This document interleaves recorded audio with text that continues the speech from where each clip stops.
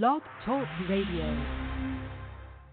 Through the streets of Raid City, corruption is second nature. Safety compromised, gang violence and growing danger. Group of vigilantes flip the script and rip the page. Better protect your neck, here comes the Punks of Rage!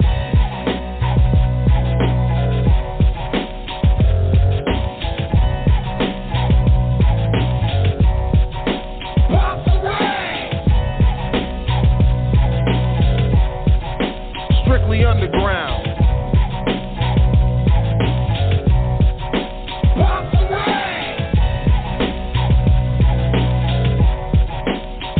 Underground.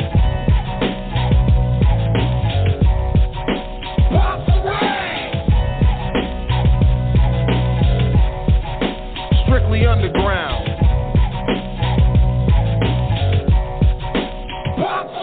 For us justice ain't given, so the punks are here to take it. Defend and protect the weak, avenge all those who didn't make it. Never turn the other cheek when facing the opposition. The only other cheek we turn is yours after a fist collision. Our mission in combat to break arms, necks, and spines. It's okay to couple joints, shoot, we on the front line. Serious reaction, prodigy and designer. The jawbreakers, dodgers, it's headbangers honor.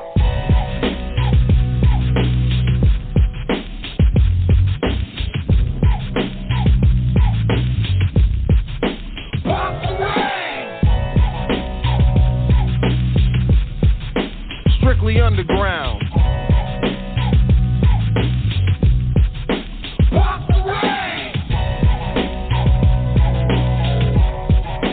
Strictly underground.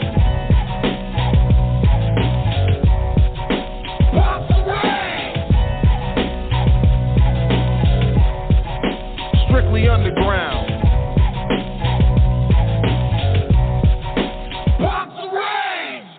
Yo.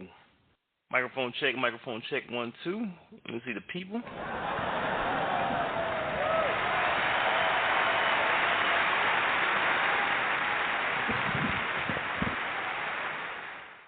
I gotta get the people in there. And welcome everybody. This is Friday night. We on another episode of Punks of Rage Radio. I think are we on 90? I think we've hit 90, which is exciting. We've been doing this for about 3 years now, so who would have thought, right? My name is Joe Currie. I'm your host. I'm waiting on my co-host, D-Nick, to join up pretty soon, but tonight we got a good one. We're going to be talking to illustrator, creator, writer George Gant, and we're going to be discussing his creator-owned property, Beware of Toddler, and the Kickstarter campaigns he got rocking right now called for the graphic novel of said property, Beware of Toddler, Toddlerhood. It's already funded.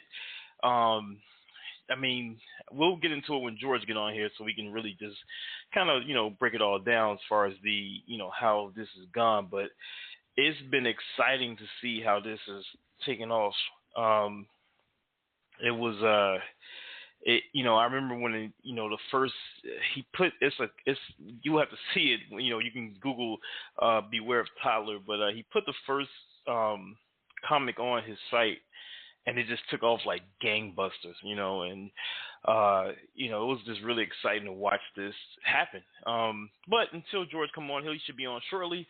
As I wait for D-Nick, I am going to get into the pull list, which is when we discuss stuff that's happening within the culture of comics and things that are related.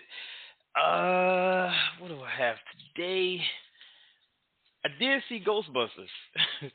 I'll probably do another show where we actually review it a little deeper, but I did see Ghostbusters Afterlife, which is the next installment of the Ghostbusters franchise after, I think they came out with one a couple years back, which, a lot of people didn't really dig. Some people did, but they felt they had to do another one, and this was the one that they did, directed by Jason Reitman, which is Ivan Reitman's son. It was pretty good. I won't do spoilers or anything, but I enjoyed it. I had a lot of fun with it. I gave it, if I was to give it on a scale, I'd probably give it a C+ to a B- because they had a lot of really good stuff in there, and the angle they did with Egon Spangler is kind of like what kind of sold it. You know, it was really good. The way they kind of told a story through, I don't want to spoil it, so I won't even say it. But trust me, it's worth going out to actually see. Spider-Man trailer. So everybody had been waiting for the first Spidey trailer to drop. It finally came out. No Way Home, with Doctor Strange. I'm sorry, with Spider-Man, and it looks like Doctor Strange is going to be his co-star in this. It was I enjoyed it. The trailer is a 3-minute trailer. I've never seen a hype big for like a trailer. Like they really hyped up the trailer's coming Tuesday, you know, and they had like a kind of like a Q&A session for it, you know, and you know they even had Tom Holland and crew watch the trailer and tease us the day before, which was kind of funny. But it looks like they had fun, and you know the Spidey trailer was dope, and anybody who's in the know is expecting it, especially since considering this a multiversal story, that we're going to get, you know, Andrew Garfield and Tobey Maguire from the previous Spider-Man films to make an appearance in this. And they dropped some information today that Sony is looking into making an actual live action, you know, a new Spider-Man film, a live action Miles Morales. That's what I was trying to say. Tongue tied. Sorry about that. A live action Miles Morales Spider-Man, which I think will just blow the roof off. Like that would just be absolutely insane. So we're looking forward to that. Also, last but not least on the pull list is D-Nick and the Microphone Misfits will be all over the place. They're doing a lot of stuff that's coming up. So it's exciting to see. AltCon Delete AnimeCon here in Chicago. They're going to be at C2E2, and they're going to do a virtual concert for PocketCon that's coming up all in December, I believe. So that's going to be exciting. So I wanted to give a shout out to D-Nick. I think he should be coming down soon. You know, I haven't seen him pop up yet, but I'll wait for him to come in. I'll give him a couple more minutes. One more thing on the pull list, Black Panther. They were filming Black Panther, the sequel, I should say. A lot of things going on with Black Panther. You know, nobody quite knew what was going to happen exactly as far as, you know, with the unfortunate passing of Chadwick Boseman, how they're going to, you know, push it forward. And, you know, we all know in the comics that his sister Shuri gets that mantle, and Letitia Wright, who plays Shuri, was injured, and they had postponed production for a while, but it looks like the injury was a little more than what they expected. She has a shattered shoulder and had a concussion, so they're looking at production to begin again in like January. So, I mean, it's already been pushed back because of the pandemic and, of course, what happened with Chadwick Boseman. Now it's going to be pushed back a little bit further. So we'll be keeping our eyes on that and keeping you guys updated as we move on. But looks like the man of the hour is here. I think I see George in there. Yeah. Let me see if I can go ahead and get all my stuff together. All right. Ladies and gentlemen, welcome George Gant to the show. Let me see if I can get the mic live. Mic check 1 2. Yo, you hear me? There we go.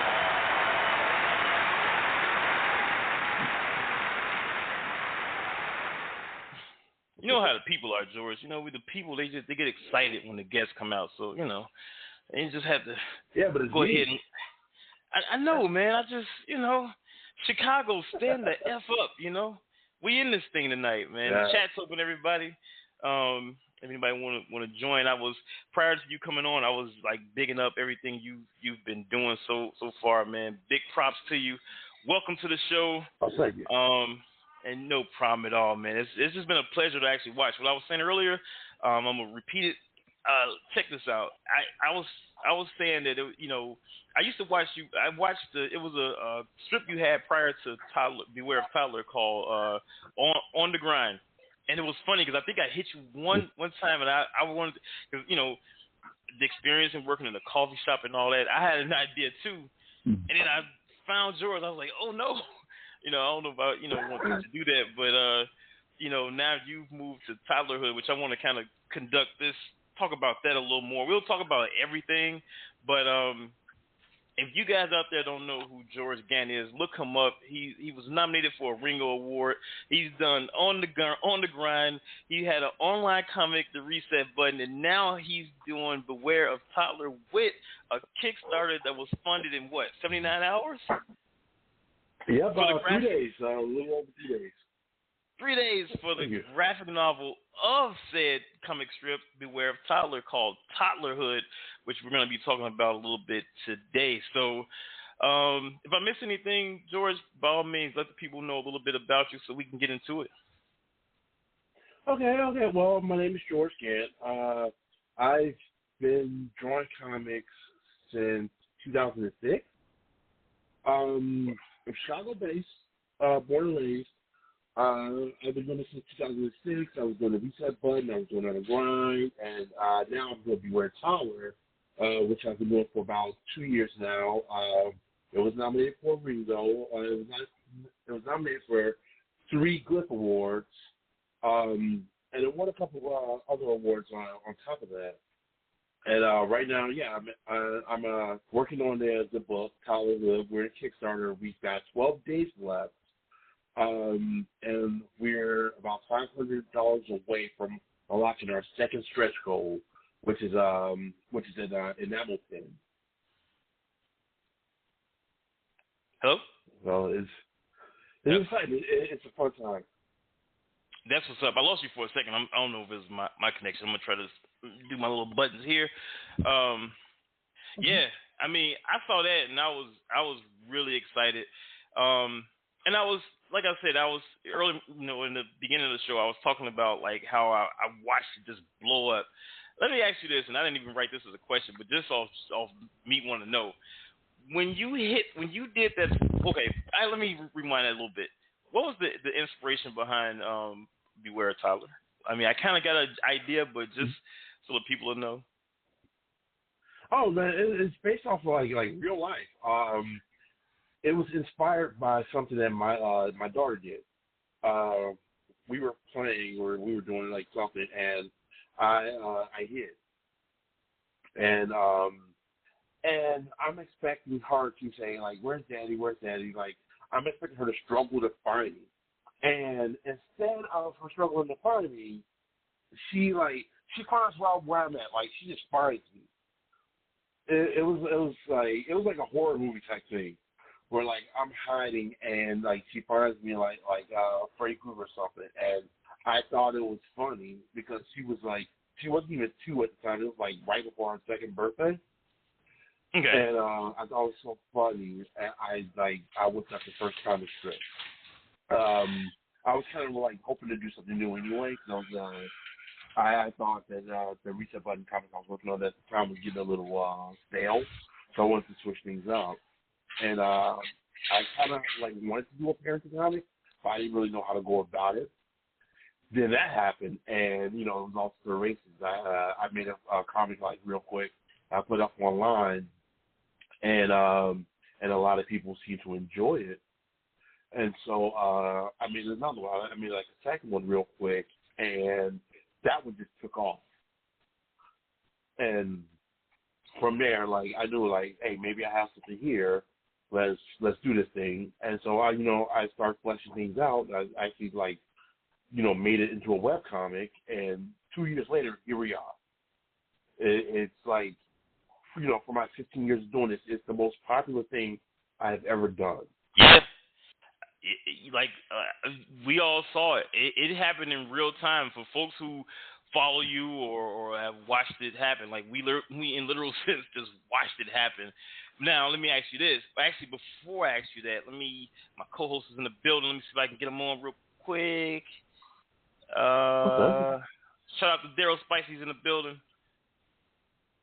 Yo. D-Nick, D? Mike check, 1 2 1 2. Mic check, Am I in? Mic check, 1 2. Ladies and gentlemen, D-Nick of the legendary microphone misfits,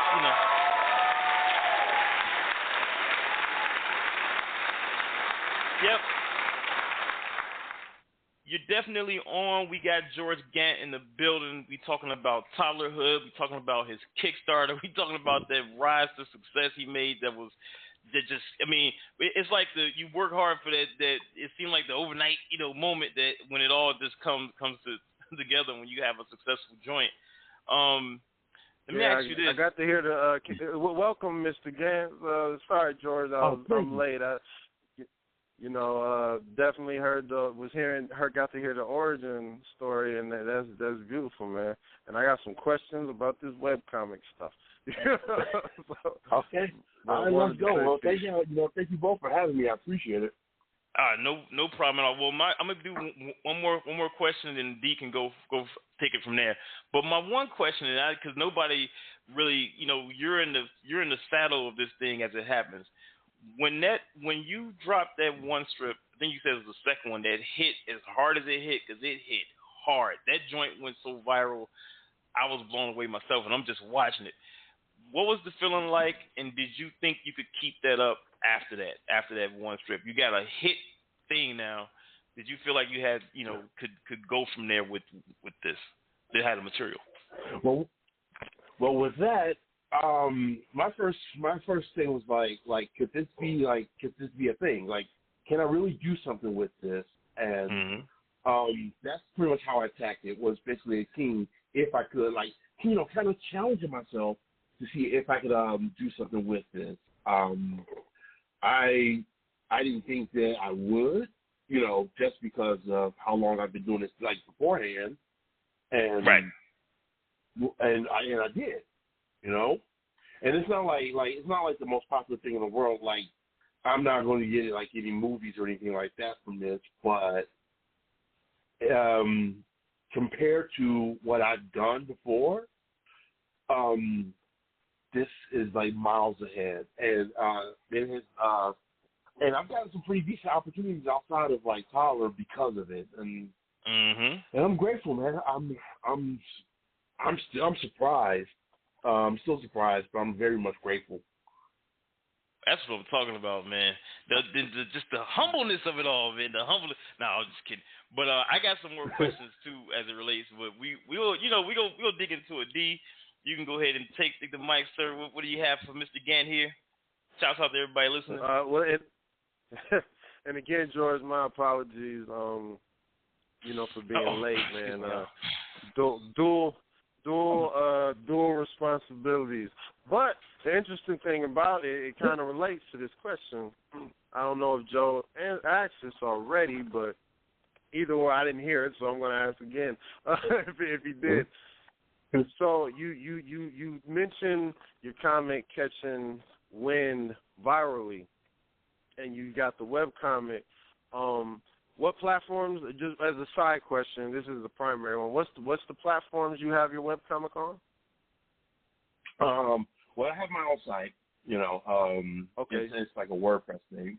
I decided to mirror it on a webtoon. Okay. So that was probably the best decision I've done with the comics so far, because that's where most of the readers came from. It's a combination of webtoon, right.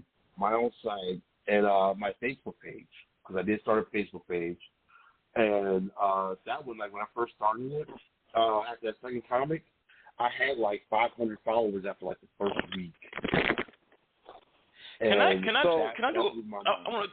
Okay, I'm sorry, I didn't mean to go because it's a little lag, but go ahead, George. And I want to follow up about the webtoons thing. Just what's the advantage? Because we've had two creators on here who use webtoons primarily, and of course webtoons has been taken off for a lot of other creators.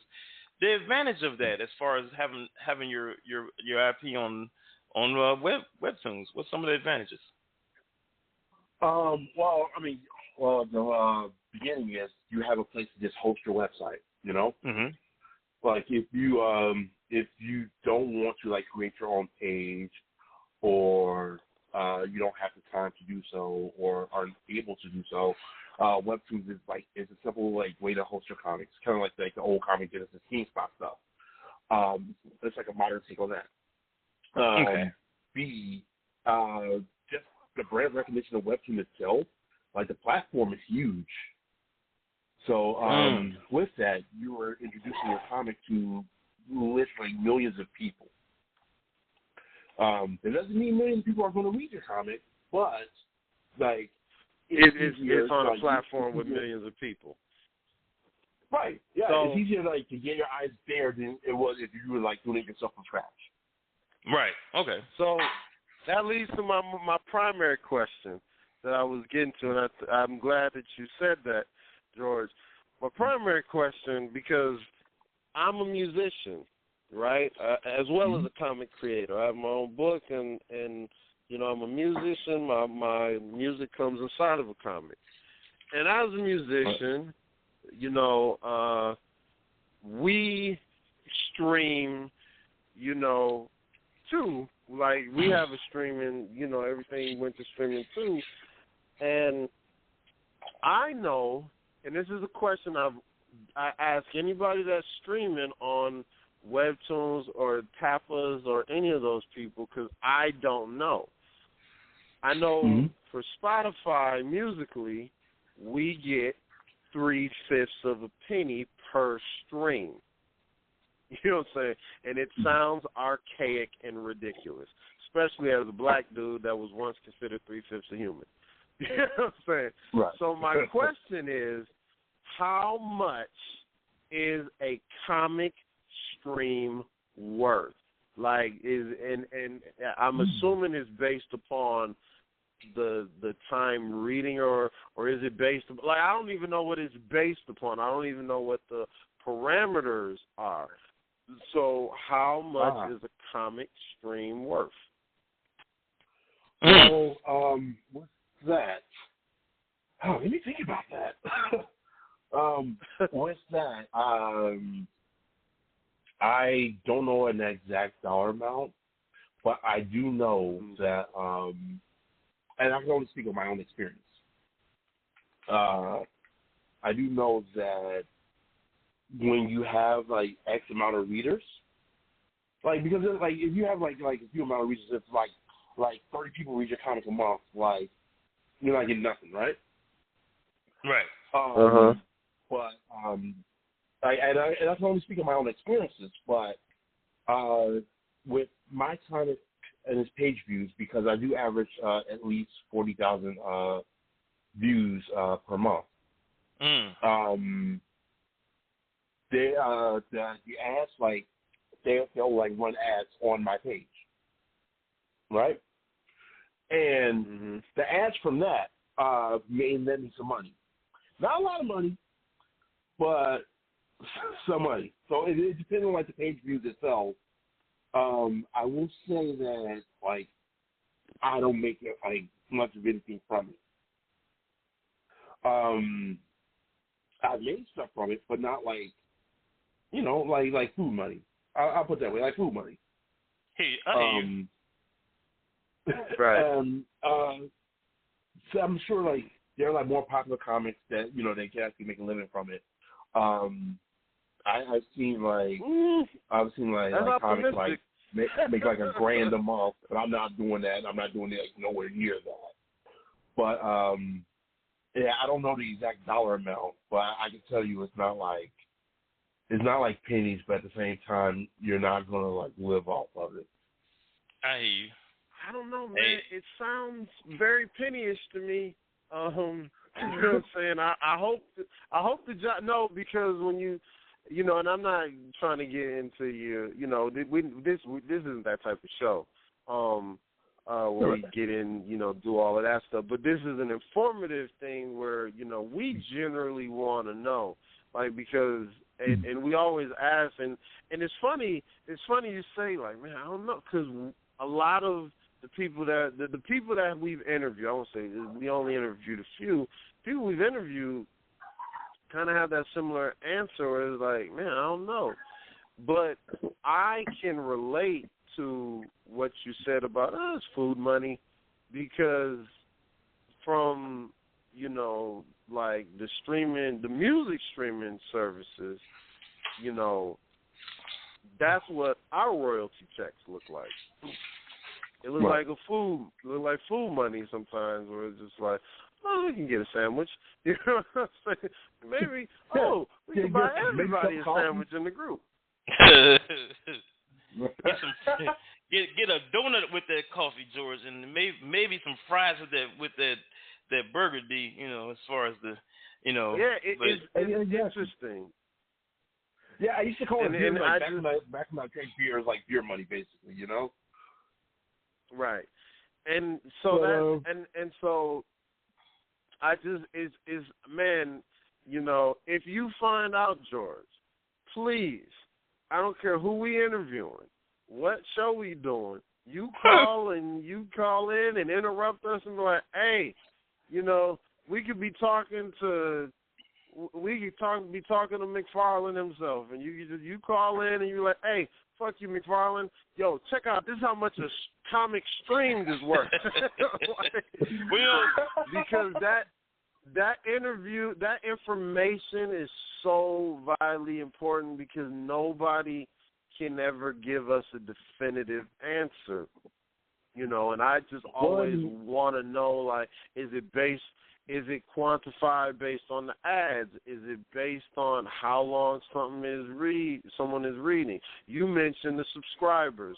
That's good. That gives you a bonus, and kind of gives you a wherewithal to be like, hey, X amount of subscribers, so you gotta you gotta pay up something. But I'm fortunate to know how much a song is streamed for. It's 3/5 a penny. You know what I'm saying? And if you didn't know you could break down a penny, you can. You know what I'm saying? So I'm just like, man, how much is a comic stream worth? If a song is 3/5 a penny, how much is a comic stream worth? And it's important that we know what that is. So, man, thank you so much for sharing that information, George. And that's dope. It sounds very Spotify-ish, though. Well, and it's funny because D was coming on the show saying how rapidly comics is moving behind music as it relates to the digital technology, and to a lesser extent the way we do commerce with it. Well, I guess at the same extent, to be honest. And that was something he's been asking about for a while. And like I said, we've had a couple guests who primarily use webtoons as their way of getting their stuff out. And like I said, they didn't really have one person was just launching and one person was on it, and they didn't really have the answers for that. So like D said, if you ever had an answer, just call up, text, just let us know. But hold, I want to do a shout out to Terry. Terry's listening. Terry, shout out from Third Coast Comics. His name is Terry Gant, and he says, he said, shout out to my dude. Shout out to my dude George Gant on the show. No relation with Problems, my cousin. Peace, Terry. Thanks for shouting us out. Yeah, peace, Terry. Yeah, my unofficial cousin. Yo, I'm gonna have to head back up to Third Coast when I get a chance. I haven't been over there in a couple of years. Dude, you and me both. Like I always tell, he supports us. He got all our stuff there. So yeah, shout out to Terry, man, and big ups to that. But all right, following D's line though, I want to get into something that, as it relates. We spoke about how Toddler took off. Beware Toddler became this thing, and you posted some stuff today, some dope stuff. You did your Kickstarter. It was funded in 3 days. Shouts out to you for that, man, and props for that, man. I'll have to get my little coins together, because it's 12 days left. I can get one in before it's over. And whoever's listening, go to Kickstarter real fast. Put in Toddlerhood, Toddlerhood, and support this joint. I'm gonna say that again before it's over. Toddlerhood Kickstarter. Go and support that joint. But go ahead as it relates. The question about that is that as far as the using, is this your first time using a crowdfunding to get the funding for a project or no? Yep, this is my very first attempt at crowdfunding, very first Kickstarter. With my previous book, with the first two books, with the On the Grind books, I had a publisher, and that didn't really work the way I wanted to. And then with my we're going to book, ask you about that a little later. Go ahead. Okay. Go ahead. With the third book, I did like the print on demand thing. And one thing I didn't realize about print on demand is how expensive it is. So this time I figure I go to Kickstarter route. That way, when I get these books made, it won't cost an arm and a leg for the people to buy the book. So it's been a fun thing. This has been an experience. A lot of the creators I talk to, indie publishers, say that crowdfunding, Kickstarters, Indiegogo's and such, they're not the future of indie comic book publishing. They're the present. They're the right now as to how you get your product out to a massive audience.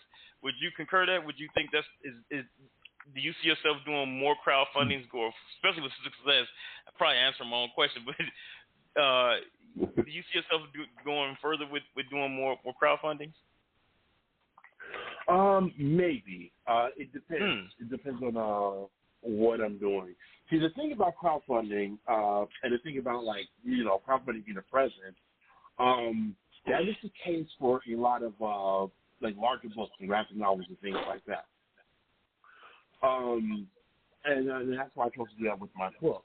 Now, just running off my webcomics and things like that, in my opinion, the present is Instagram and social media and word of mouth and things like that. But I would like to do another Kickstarter, but I don't want to be one of those people who just launch Kickstarter after Kickstarter after Kickstarter. Because it's very exhausting. Okay. And B, while it hasn't been terribly difficult to raise this money, once I'm done and once I need to send this book out, I would like to see what that experience is like before I decide what I want to do this weekend. Okay. That's very, very fair. I appreciate that because and for people listening, because I know we've had other people, other indie creators who think that that's just the way they're gonna. I know a cat personally who's crowdfunded at least 5 of his. No, I'll say 4. And I've heard that too. That the amount, I've never done one, not really. That the amount of work it takes is just insane. It's not all as peaches and cream. On the outside looking in, we go, oh my God, funded in 3 days. Oh my God, you're looking at how many backers and how much it is, and you go, oh man. But I do hear the stories, the other side of it, that man, it's it looks like that, but oh boy, the work it took. But I got one more, then D, you can go ahead. We probably get into a little bit about Hound, if you don't mind. I'm sorry, excuse me. Shout out to the publisher. Word, but we gonna pause on that. With my next question, before we get into that, as it relates to Toddlerhood, is what can people expect? The graphic novel itself, how many pages? What are we looking like? What does it encompass? What is it? What is the actual product that's being produced? For this Kickstarter. What is it? What can we expect as a person who's probably going to go ahead and do it as soon as we're done when we receive it? Okay. Well, first thing you can expect is 120 pages. It's a 120-page book. It's basically going to be the first season, what I like to call the first season of comics, which is the first 100 comic strips. It's going to be I'm going to have art in there, some production art, some art I did for other things, for all Toddler related. It's going to have fan art as well. And on top of that, I wrote a small story I'm going to make a comic out of. So it'll be like a standalone Beware Toddler comic, and the book will be the only place you can see it. Okay. That's actually dope. So, okay, cool. At least look, man, and you've probably said it on the Kickstarter. I'm going to say it again. Those who listen, go to that Kickstarter, or who will listen later. You got 12 days left. So if you see this, you hear this podcast a day from now, 2 days from now, 3 days from now, you still have a chance to go down there and pick up this book. So I'm just saying it now in advance so people can go grab it. Go to Kickstarter, look up Toddlerhood, George Gant, and pick up this joint. But anyway, we'll come back to this too, George. We're gonna jump around a bit. I got a question real quick before we. I got a question before we. Go ahead, D. Yeah. Going back for a second with your Kickstarter, was the majority of the people who patronized the mission, I would say, were they fans that you cultivated throughout your tenure, or was the majority of it new fans? Because I think you said you made it like in 3 days, right? So I just want to know, what was the ratio? I think it was a combination of both. The people, there were people that told me they were going to back the book, and they did. I don't look at exactly who's backed it yet. But I saw this math breakdown, and it was like quite a few people just backed it from Kickstarter itself. People I've never met, people I've never heard of before, while at the same time, quite a few readers have backed the book.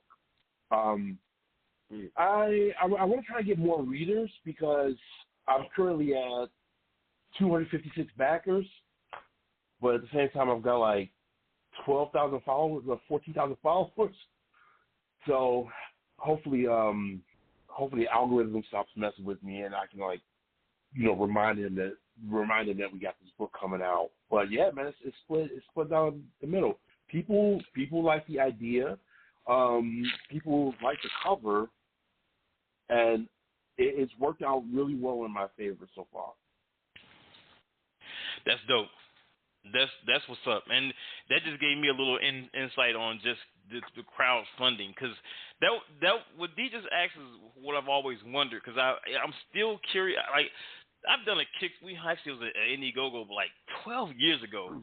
You know what I mean? And so the whole experience has changed, I'm sure, completely since that time. And we asked for a little bit amount of money for what we were doing at the time, just to get this thing over the hump. Not, people now will publish their book. I see creators from Image, like Top Cow is about to do a crowdfunding now. We've all heard these crazy stories about people doing these, $1 million crowdfunding. So that's why I asked the question. You've just heard so much about this being not the future, but the present of how you produce an indie comic. So that's why I was curious. That's why I asked that. But yeah. Well, one thing I noticed about it is that Kickstarter itself, when you put a book on there, that in itself is a great way to advertise.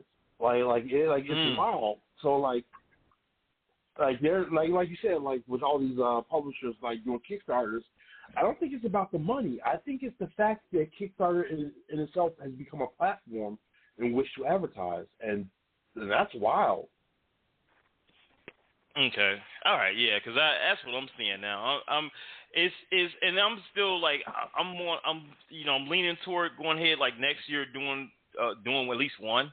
And so that's why, you just gave me me personally some great advice. And anybody listening, you just heard it as far as that goes as it relates to the Kickstarters.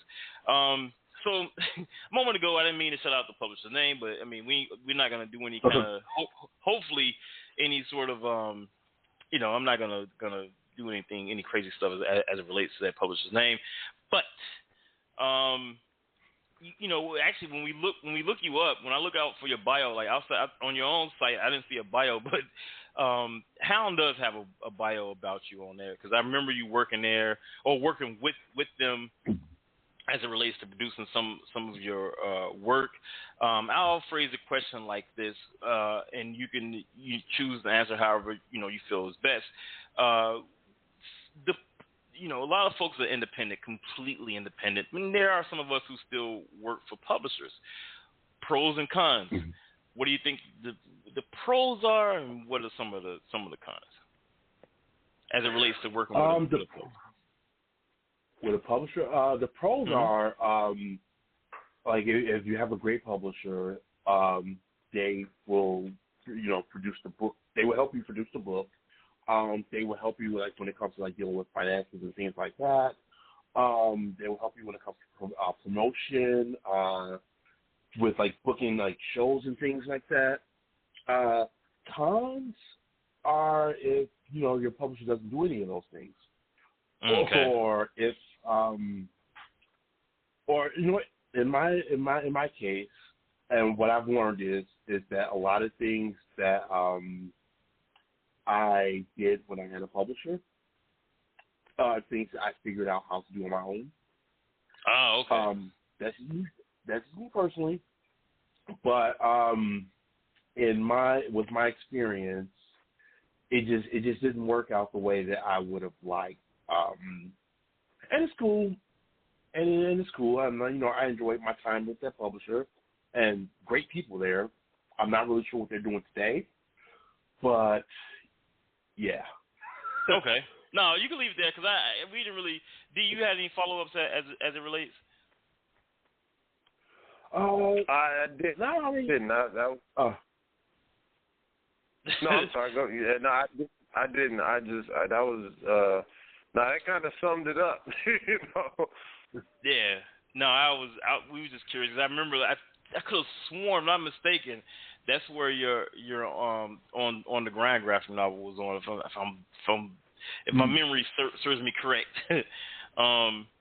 So some of the things I always ask creators, because everybody has a different take on it as when it comes to this kind of stuff, is that, and we're always learning, right? We're always picking up what people can do or how we can better ourselves with what some of the thoughts coming from a fellow creator. And you've been on here before, George. We had that whole gauntlet thing. Me, you, and D-Nick and Yuko chopping it up about everything.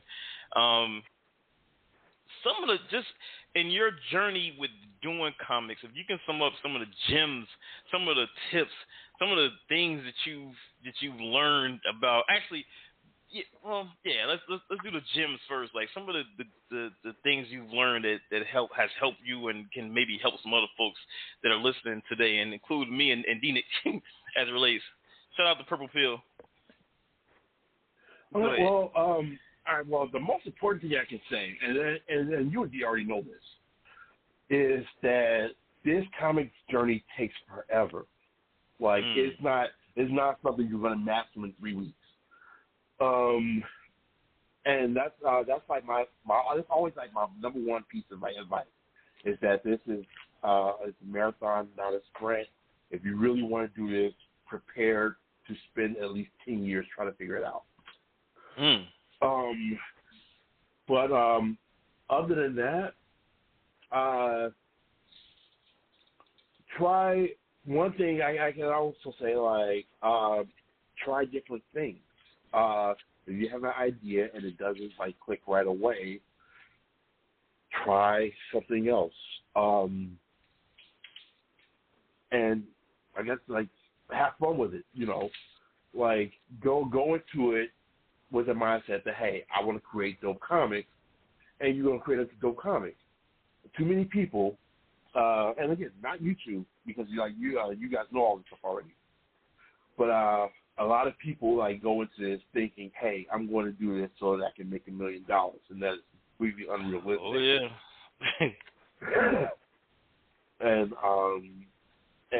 going into it, and what I've learned, and I've done this, is that going into it with the mindset of making money will hurt your product more than anything else. Yeah. So. And there are people. Matter of fact, there are brands. There are comic book brands with I'm not brands. I mean publishers, mid-sized publishers. That's the goal. Like literally, and you can feel it. That's a thing too. Real fast, and not to go on. I'm gonna go on a quick rant. Not just stop. No, it's just that it's what it is. Like we've seen it. Everybody's seen where like you can feel where like it's just produced for the sole fact, like for the sole point of just trying to get into, you want to make if you've had a film in your heart or in your mind, you wanted to make a movie and it didn't go off that way, and so now you're gonna do a comic and thus, and so you can kind of feel that energy when the comic is out. Like I guess not all the time, but I have, and I'm not gonna put those publishers' name out there, but I've felt that, y'all probably seen some stuff. Whereas back in the day, man, you was doing a comic. The comic stood out first, and if things went, if something else come of it, like you got like another, a merchandising run, or you had other opportunities because the comic did well, then boom, that's what it was. But you put your heart and soul into what you was doing as it relates to the comics, as far as telling that story. So yeah, man, shout out to you, George, for that. Have fun with it. And man, be true to what you're doing. Come from the heart with it. That's the thing that took me a long time to learn, because I remember I created things that I was like, hey, I want this to be a cartoon. I want to create a comic and try to make it a cartoon. Even with Toddler, part of me wants to see it in other forms of media, but I like one thing that I've learned is like, focus on the comic itself. Make the comic as good as you can make it. And if you want the cartoon, let's focus on the comic first if you're going to start a comic first. And it took me a long time to figure that out, and I'm glad that I did, because if I didn't, like, my comic, like, I probably wouldn't even be here right now. No. I feel you. I would say, George, don't go for the money, George. Don't do it for the money now. But here's the thing: we're living a time now where, like, we've seen it now. Like, we've seen the explosion of comics in a way that I'll just say me. I won't speak for you two. I never thought it would be as pop culture as it is now. Like, now it is front street, main street. You talk to anybody in Hollywood, that's the number one thing that's happening as far as, what's the money makers. Everybody is looking for the next big comic thing, no matter what that thing is. And who would have thought, right? So now, once the thing becomes popular and seen as financially successful, people want to jump into it, for better or for worse. They want to put their 3 cents in and see what they can get out of it, see what they can come out of it. But anyway, that's a whole nother, I can go into one of those rants and beyond. But, straight up, George, that's what's up. And I'm not like one of those totally purist type guys, but I'm just saying, you want to have something for the art form, man. Like, when, case in point, and I'm not saying this because you're on the show, George, but you look at your work, the joint is tight, the line work is tight, the jokes are executed in a way that works. It looks good. It looks sharp. You know what I mean? It's some heart put into that. You can look at that and tell that it's some heart put into the joint that you're putting out. So, that's all I'm saying about that. So, we'll get into one of those crazy rants. We used to go on those journeys on here some time ago. I tried to keep it cool. I'm trying to see what Purple Pill is doing. I got somebody in the chat says my chat thing is not working right. So, so I asked about that. Now, let me ask you this: what, as it relates, what's some of the hurdles? Like, what's some of the tough parts? What happens? When you're in the middle of producing, what's happened that's been kind of rough to get past and get over?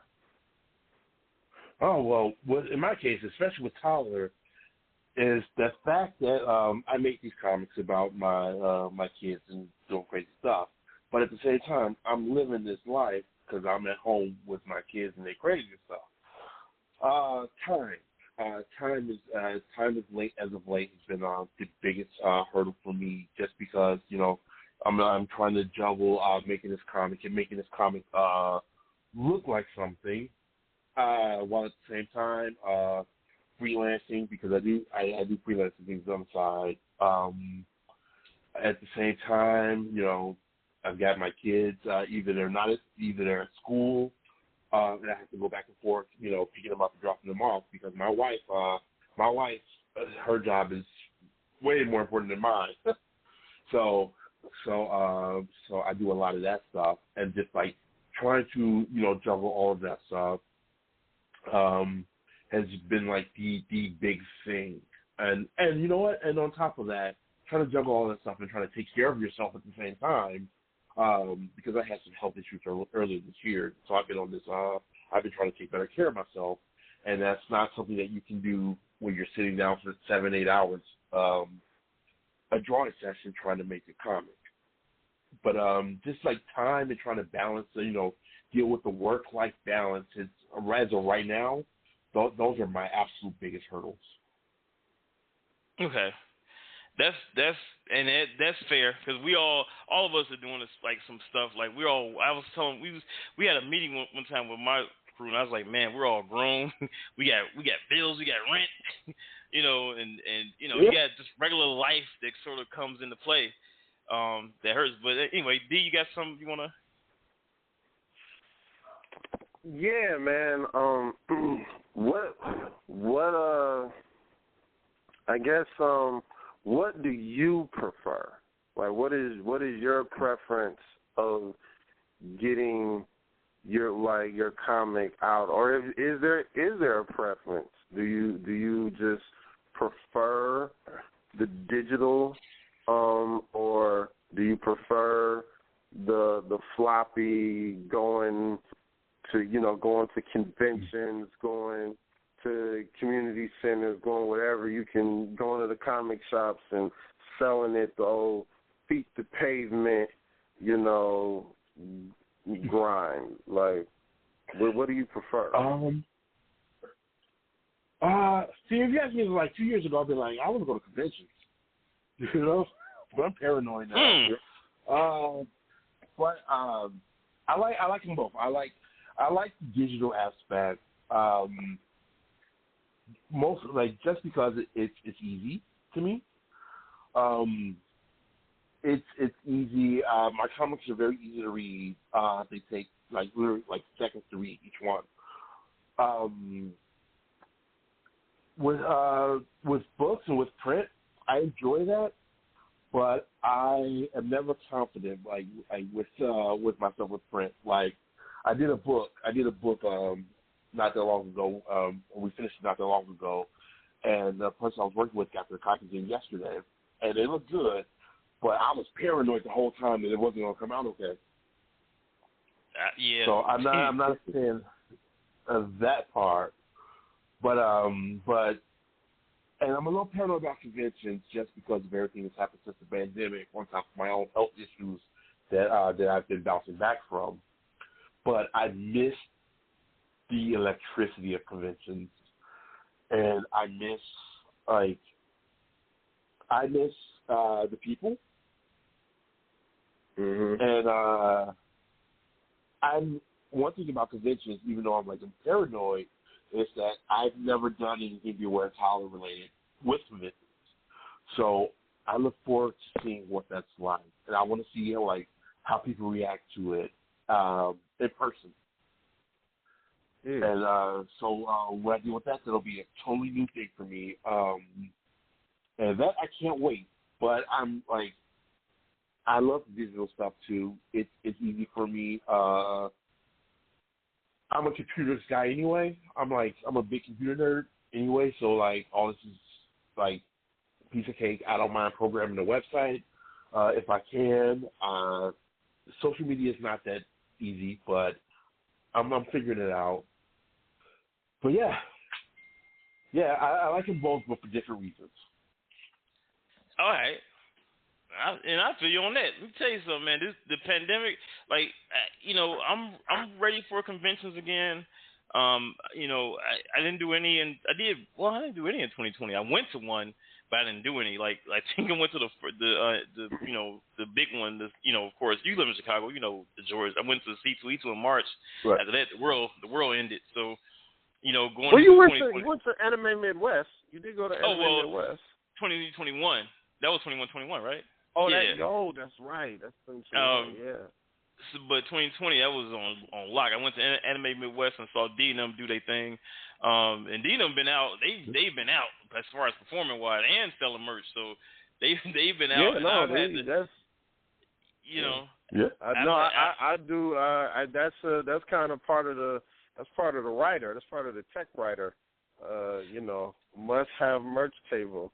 You know what I'm saying? So, you know what I mean? So, Well, and I think here's the thing: coming out of the pandemic, just to touch on that real quick, George, was there a lot of people said this is reset, we get to start all over again.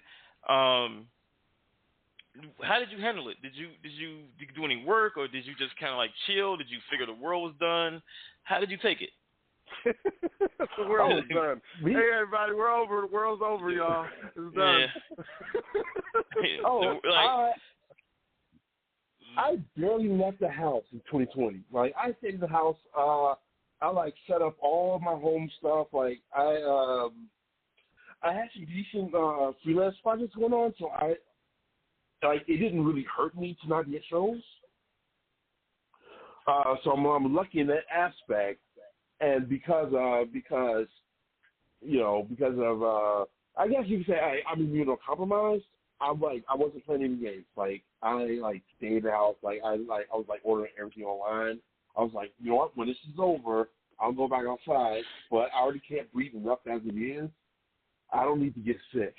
Like, I know I took it way too far, but I was also working a lot. It was all freelance though. Like, and I think in that sense, it was actually kind of beneficial to me because I didn't really go through like the hustle and bustle of like getting up and getting around. That afforded me the time to really like work on my comic and then work on all my freelance stuff. Okay. So while I was paranoid, it did actually work out in my favor, I think. Okay. Well, that's good because I was trying to figure out what the heck was going to happen.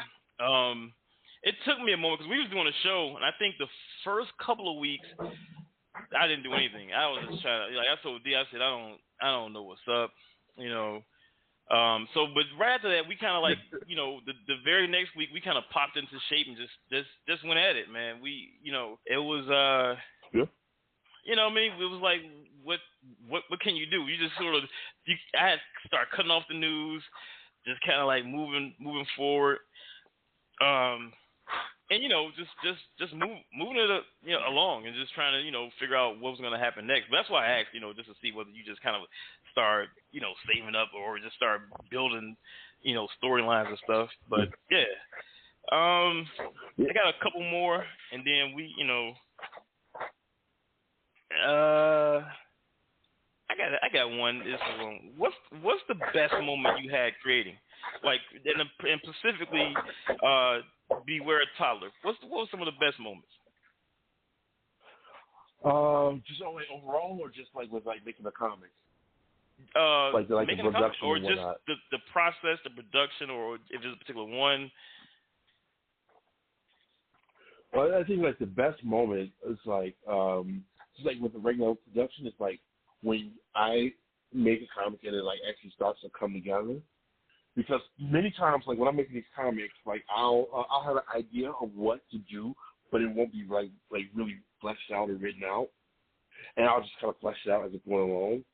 So when it starts to click, like it really clicks, and like when other people, like when it clicks with other people, and they see what I'm trying to convey with these comics, because you only get like 7 seconds to form an opinion on the comic anyway. Like that as far as the production wise is like are my favorite moments. Like when that happens. Overall with the comic, it has to be like the Ringo nomination, just like the Ringo Awards, like that ceremony. That was crazy. I did it virtually, but I got to be in like a virtual room with like Dan Sakai. So it was kind of nice. I got to congratulate him and things like that, and that was pretty wild. And like as far as overall moments, that's probably like my number one at the moment. Okay, that's pretty sweet. All right. And then unless D got any more, I got one final question as it relates. Yeah, I got the inverse to that. What's your least favorite moment of creating comics or in this process? What's the one that's just like, I want to say inking. Like, I like the ink, but you know how you get when it takes too long.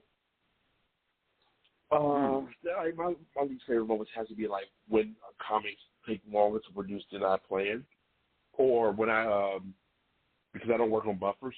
When I start a comic and it's later in the evening, and I know I'm going to be working on this comic for hours, and I just don't have the energy to do so, or I got to get up in the morning, see kids to school, or things like that. Like, those are the worst moments.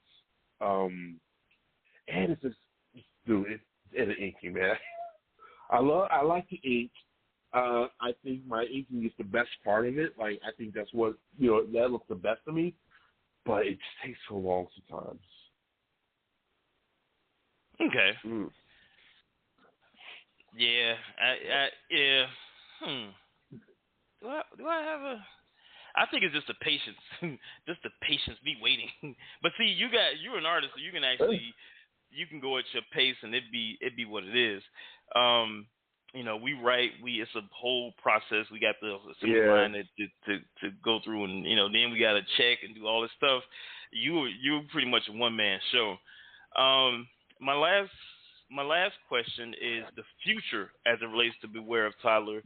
What's the future of the brand? Do you want to go further? Is it going to be a Beware of Teenager? Like, how do we see the brand going forward? What are we looking like, as it relates to it, George? Or do you have anything else you got coming out? Well, a lot of people ask me about that. Like, this is how I view it. In my eyes, it's kind of like The Simpsons. It's how, like, that's been on TV for 30 years, and the characters don't really age. For me, it's like that to a smaller degree. My comic is set up to where 10, 15 comic strips could take place over the course of like 2 hours. So I can go a long time and these characters can still be the same age. I can go like 30, 40 different comics and, if you think about it, it will take place over the course of a day. As far as like other ages and things like that, I've actually played around with that some. I would do like one-off comics, and I'll like imagine the characters as different ages, like young adult teenagers. My April Fool's joke this year was a Beware Senior comic, where the toddler is now a senior citizen, and now she has to deal with her grandkids. So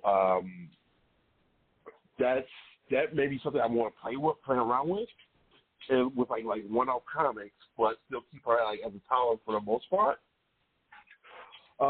As far as anything else that I'm working on, like within this, I love that I enjoy doing a comic, but at the same time, I would like to see it in other mediums. I think that would be neat. There's a lot that I would like to do as far, especially with Toddler and the reset button, that I can't do in comics. So I would like to do that, but comics first. Okay, that's fair, and that's succinct. I feel you, man. That's listen, man. Let me just say this. Just as an overall, like as it relates to you, to show that what you got going, man. You got a dope thing going. That's why I wanted to bring you down to talk about it. Like I said, the first time it was a bunch of us on here. This time I wanted to kind of single out, talk about, what's happening with Toddlerhood and big you up for that. 3 days, man, that's saying something, and then, the info you gave about your what's happening on Webtoons, that's really what's up, man. So, man, listen, everybody who's listening and who'll listen later, you just heard it from George Gant himself as it relates, man. Go to his Kickstarter, Toddlerhood, check it out. You can go pick him up on Facebook, George Gant. Check out some of the works that he has on that, like the Beware of Toddler brand. He has it on his page. You can go to his Facebook page. It's a dope joint, man. So I just wanted to put it out there and let the folks know. So thank you. Do you have anything else?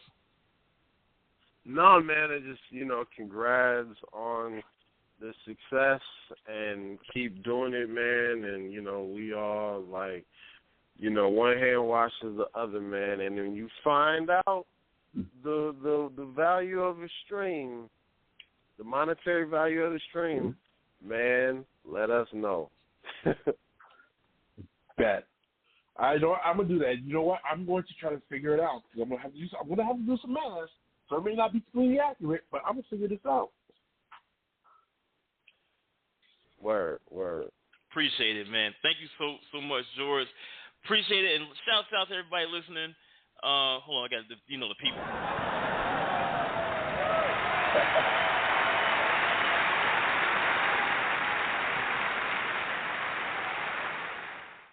All right, that was George, everybody. George Gant. Appreciate you coming down, man. That was dope. Listen, earlier I let the people know. One of the things I let them know earlier was about the stuff happening with you and the Misfits prior to you coming on. So we'll talk about that. But as it relates to George, and I'm gonna say it again, Toddlerhood, check them out. Kickstarter is happening right now. I'm gonna do mine when we get off the show. To support the cause. We watched this thing grow and grow and grow and grow. And D, I think that's a show, man. Is there anything else you want to add to a little shout out or anything? You know what? Shout out George first of all for coming on, and shout out you, Joe. Hope you're not too mad about me being late, but I'll make it up to you. You're actually gonna enjoy what's coming down the pipeline. Yeah, man, and just shout out the Microphone Misfits, man. We working and we got a lot more work to do. Dude, yes. If you guys listened earlier, you heard what I said as far as the date where they're gonna be at.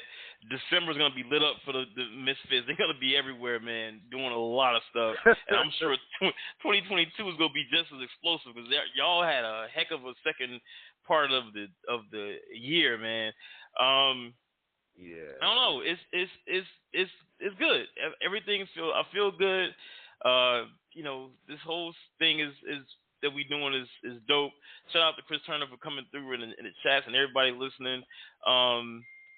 Let me give oh man, Chris just said his headphones went out. I'm sorry about that. We're still on, Chris, but we about to go in a minute. Shout out to everybody listening again. And my name is Joe Currie. You can find Punks of Rage at punxofrage.com. Everything there.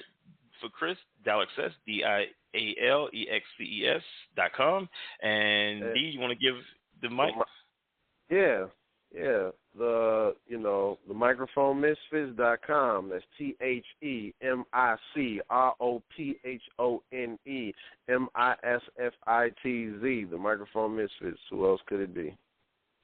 That's what it is, man. Everybody have a great night. We're gonna get some more folks on this show. We're gonna have I think I got some folks that's lined up, but I won't say it until it happens. But thank you all for listening and just supporting us, man, all this time. So peace, everybody. Shout out to D Spice. I see you, Daryl. All right, peace, everybody. All day, go. All day, go. The violators, knuckleheads, crumbs, and chain snatchers, terrorizing with numbers, attitude, and stature. Playing tough guys, but really chatty patties, picking on innocent women and children just like Gabby. Tacky, driving Rage City furious, but the one bringing the fight to them, serious. Put hands on you, feet and elbows. She's down to knuckle up with any and all foes. Her bros, B-boys, roughneck skaters. Rico, Charles, known as the Jawbreaker. Handle you today and not mañana. With the one-woman army they call Azana. Biker, duplicator, putting you in traction with the divine cleric and elder name Reaction. Vigilante justice, no apologies. Geneticists with bronze, we lead to prodigy. Speaking of brawn, this last hat's a massive titan. 3 bats, a hockey mask, and a knack for fighting. The Dodger, smash your head and rib cage. Violators beware, they are the punks of rage.